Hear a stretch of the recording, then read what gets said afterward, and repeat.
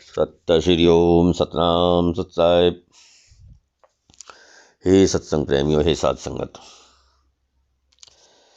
भाइयों और बहनों, आज हम आपके सामने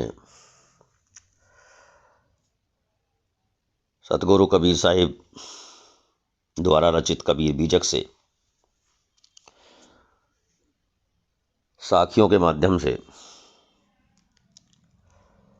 सत्संग संवाद आपके सामने प्रस्तुत करेंगे।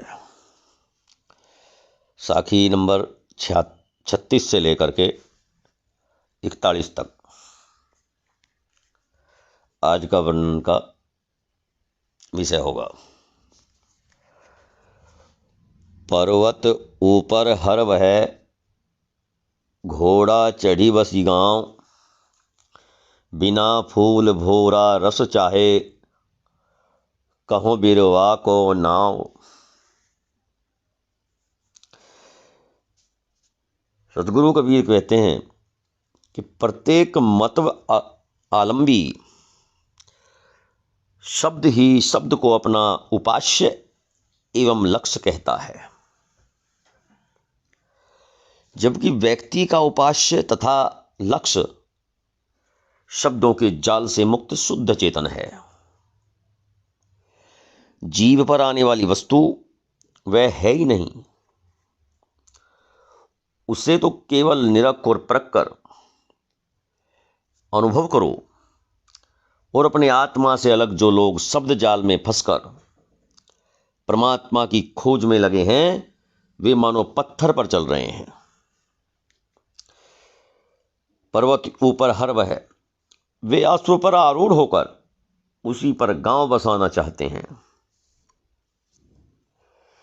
या यूं कहिए कि उनका मन रूपी भोरा बिना पुष्प के ही रस चाहता है। बिना फूल भोरा रस चाहे, बिना फूल के ही भोरा रस चाहता है मन रूपी भोरा। ऐसे वृक्ष की मात्र कल्पना ही की जा सकती है, कहो बिरवा को नाव। ऐसे वृक्ष की मात्र कल्पना ही की जा सकती है। बिना कर्म किए, बिना शुद्ध कर्म किए, बिना चेतन का ध्यान चिंतन मनन किए आप उस तक नहीं पहुंच सकते।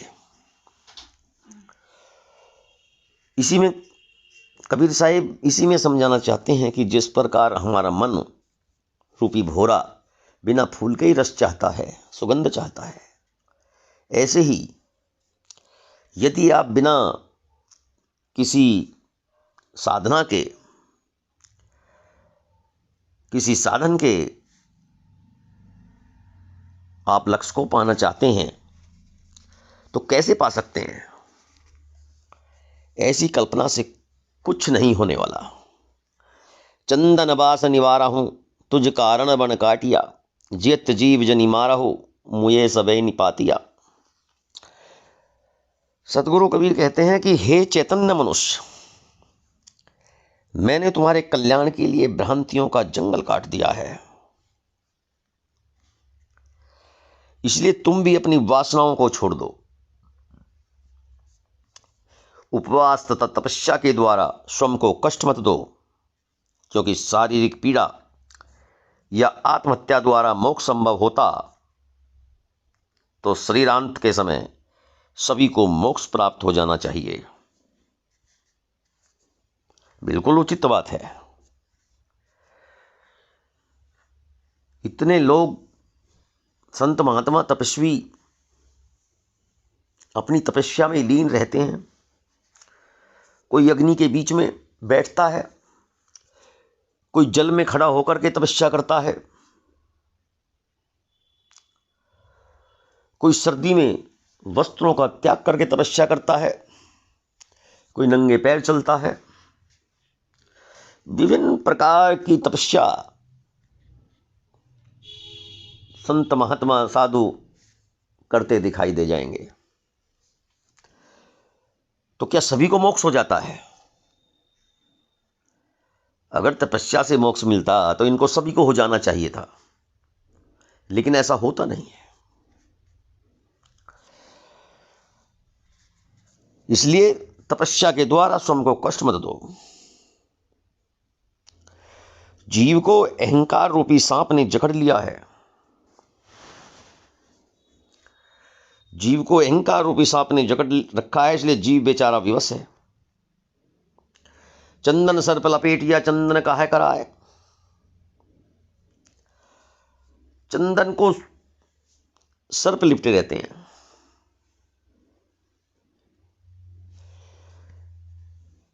सर में रोम रोम में विष भरा है, तो उसके अंदर अमृत कैसे समा सकता है? अमृत कहां समाए? जब गुंजाइश ही नहीं है, कोई जगह खाली ही नहीं है, तो ज्ञान रूपी अमृत मनुष्य के अंदर कहां जा समाएगा? जब हमारे रोम रोम में विषय वासनाएं भरी हुई हैं, ईर्ष्या, द्वेष, तृष्णा, आशा, इच्छा, राग, द्वेष, काम, क्रोध, लोभ, मोह, सब कुछ भरा हुआ है, कहीं जगह ही नहीं है, तो ज्ञान रूपी अमृत कहां समाएगा? नहीं समा सकता। विषयासक्ति रोम रोम में छाई हुई है, तो स्वरूप विचार, शांति का अमृत कहां समाएगा? सत्संग में रहकर भी दुर्जनों का अवगुण दूर नहीं हो सकता। जो मोदाद समसान सिल सबई रूप समसान, कहे कबीर वै सावज की गति, तब की देख भुकान। मोदाद स्फटिक मणि, सतगुरु कबीर साहब कहते हैं कि जैसे स्फटिक मणि, जिसे शमशान शिला भी कहते हैं, सभी रंग और रूपों को ग्रहण कर लेती है, उसी तरह मनुष्य का मन वर्तियों के रंग में रंगकर उसी के अनुसार बन जाता है। सतगुरु बताते हैं कि जैसे कुत्ता शीश महल में अपना प्रतिबिंब देखकर तथा उसे अपना प्रतिद्वंदी समझकर उसे परास्त करने के उद्देश्य से भौंक भौंक कर मर जाता है,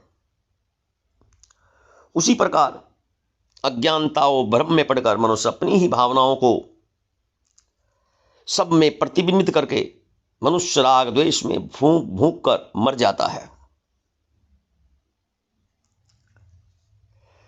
गही टेक छोड़े नहीं जीव चोंच जरी जाए, ऐसो तप्त अंगार है ताही चकोर चबाए।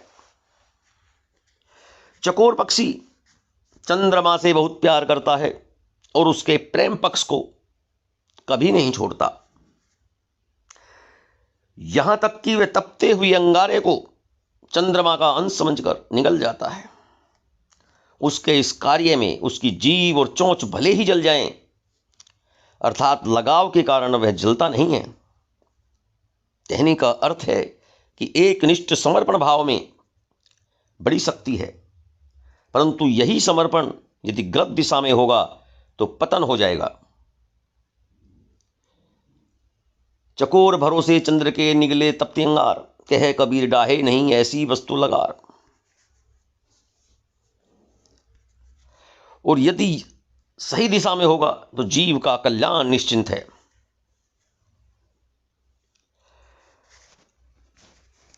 तो बहनों भाइयों, साध संगत, आज का सत्संग संवाद कार्यक्रम यहीं पर विराम लेते हैं। कल तक के लिए सत्य श्री ओम।